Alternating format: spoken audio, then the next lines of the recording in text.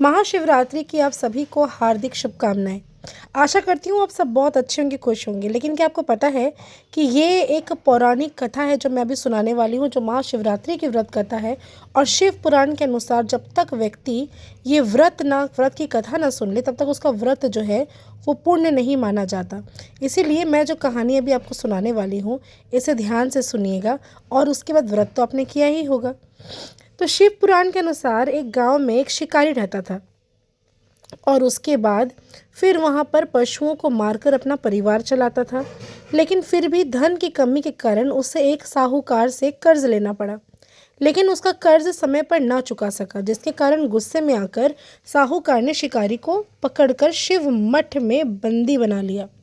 जिस दिन उसने ऐसा किया वह दिन शिवरात्रि का था। साहूकार के घर पर शिवरात्रि की पूजा हो रही थी। शिकारी ध्यान मग्न होकर शिव जी की धार्मिक बातें सुनता रहा। चतुर्दशी तिथि पर उसने शिवरात्रि की कथा भी सुनी। शाम होते ही साहूकार ने शिकारी को बुलाया और ऋण चुकाने के बारे में बात की। शिकारी ने अगले दिन पूरा ऋण लौटाने का वचन देकर खुद को उसके बंधन से छुड़ा लिया।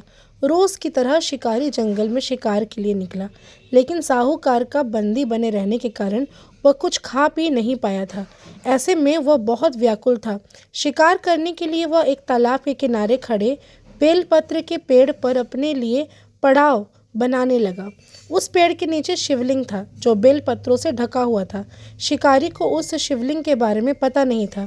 अपने पड़ाव को बनाते समय उसने टहनियाँ तोड़ी और वे संयोग से शिवलिंग पर गिर गई। इस प्रकार पूरे दिन भूखे प्यासे शिकारी का व्रत भी हो गया और संयोग से उसने शिवलिंग पर बेलपत्र भी चढ़ा दिया। रात का एक पहर बीतने के बाद एक गृहिणी मृगी तालाब पर पानी पीने के लिए पहुंची। शिकारी ने धनुष पर तीर चढ़ाकर जैसे ही प्रत्यंचा खींचा, मृगी बोली, मैं गर्भ से हूँ, शीघ्र ही मुझे प्रसव होगा। तुम एक साथ दो जीवों की हत्या करोगे, जो ठीक नहीं। उसने शिकारी से कहा कि मैं अपने बच्चों को जन्म देकर जल्द ही तुम्हारे सामने प्रस्तुत हो जाऊंगी, तब तुम मेरे प्राण हर लेना। ऐसा सुनते ही शिकारी ने प्रत्यंचा ढीला कर दिया और मृगी झाड़ियों से लुप्त हो गया। प्रत्यंचा चढ़ाने तथा ढीली करने के वक्त संयोग से कुछ और बिल्वपत्र अनायास ही टूटकर शिवलिंग पर गिर गए और इस प्रकार उसने अनजाने में प्रथम पहर की पूजा भी संपन्न कर ली। कुछ ही देर बाद एक दूसरी मृगी वहां से निकली। शिकारी की खुशी का ठिकाना न था। शिकार को देखते ही उसने धनुष पर बाण फिर से चढ़ाया। तब उसे देख मृग ने विनम्रता पूर्वक निवेदन किया कि हे पारधी, मैं थोड़ी देर पहले ही ऋतु से निवृत्त हुई हूँ, कामातुर वर्णी हूँ, अपने प्रिय की खोज में भटक रही हूँ। मैं अपने पति से मिलकर शीघ्र ही तुम्हारे पास आ जाऊंगी। शिकारी ने उस मृगी को भी जाने दिया। 2 बार शिकार को खोकर वह चिंता में पड़ गया।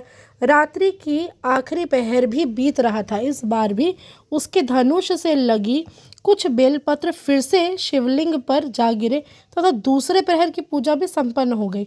तभी और एक हिरनी अपने बच्चों के साथ उधर से निकली। शिकारी ने फिर से धनुष पर तीर चढ़ाया और जैसे ही वह तीर छोड़ने ही वाला था कि हिरनी बोली, हे शिकारी, मैं इन बच्चों को इनके पिता के हवाले करके लौट आऊंगी। इस समय मुझे मत मारो। शिकारी हंसा और उसने कहा कि सामने आए शिकार को छोड़ दूं। मैं ऐसा मूर्ख तो नहीं। इससे पहले कि 2 बार अपना शिकार खो चुका हूं। मेरे बच्चे भूखे प्यासे होंगे। जवाब देते हुए हिरनी ने कहा, तुम्हें अपने बच्चों की ममता सता रही है, वैसे ही मुझे भी है शिकारी। मेरा भरोसा करो, मैं इन्हें इनके पिता के पास छोड़कर वापस लौटने का वचन देती हूँ। हिरनी का दिन स्वर सुनकर शिकारी को उस पर दया आ गई और उसने उस मृगी को भी जाने दिया। और फिर शिकार के अभाव में भूखा प्यासा से व्याकुल शिकारी अनजाने में ही बेल वृक्ष पर बैठे बेलपत्र तोड़ तोड़कर नीचे फेंकता जा रहा था। पाँव फटकने को हुई तो उसने एक हष्ट पुष्ट मृगी उसी रास्ते पर देखा। शिकारी ने सोच लिया कि इसका शिकार वो अवश्य करेगा। शिकारी की तनी प्रत्यंचा देखकर मृग बोला, हे शिकारी, यदि तुमने मुझसे पूर्व आने वाली 3 मृगियों तथा उसके बच्चे को मार डाला है, तो मुझे भी मारने में देरी न करो, ताकि मुझे उनके वियोग में एक क्षण भी दुख न सहना पड़े, क्योंकि मैं उन हिरनियों का पति हूँ। यदि तुमने उसे जीवन दान दिया है तो मुझे भी कुछ क्षण का जीवन दे दो, मैं उनसे मिलकर तुम्हारे समक्ष उपस्थित हो जाऊंगा। मृग की बात सुनते ही शिकारी के सामने पूरी रात का घटना चक्र घूम गया। उसने सारी कथा मृग को सुनाई। तब मृग ने कहा, मेरी पत्नियां जिस प्रकार प्रतिज्ञाबद्ध होकर गई है, मेरे मृत्यु से अपने धर्म का पालन नहीं कर पाएगी। अतः जैसा तुम्हें तुमने उसे विश्वास पात्र मानकर छोड़ा, वैसे ही मुझे भी जाने दो। मैं उन सब के साथ तुम्हारे सामने उपस्थित हो जाऊंगा। शिकारी ने उसे भी जाने दिया। इस प्रकार सुबह की आई और व्रत, उपवास, रात्रि जागरण तथा शिवलिंग पर संयोग से बेलपत्र चढ़ाने से अनजाने में ही सही शिकारी की शिवरात्रि पूजा पूरी हो गई। शिकारी का हिंसक हृदय निर्मल हो गया और उसे भगवती का वास होने लगा। थोड़ी ही देर बाद मृग अपने परिवार के साथ शिकारी के पास उपस्थित हो गया ताकि वो उसका शिकार कर सके। किंतु जंगली पशुओं की ऐसी सत्यता, सात्विकता एवं सामूहिक प्रेम भावना देखकर शिकारी को बड़ा ग्लानि हुआ। उसने मृग परिवार को जाने दिया। अनजाने में शिवरात्रि का व्रत का पालन करने पर भी शिकारी को मोक्ष की प्राप्ति हुई। जब मृत्यु काल के समय यमदूत उसे लेने आ गए तो शिव गणों ने उन्हें वापस भेज दिया तथा वे शिकारी को शिवलोक ले गए। इसी प्रकार ये जो कथा है वो संपूर्ण होती है। अगर आपने शिवरात्रि का व्रत रखा है तो बिना इस कथा को सुने आपका व्रत जो है वो पूर्ण नहीं माना जाता।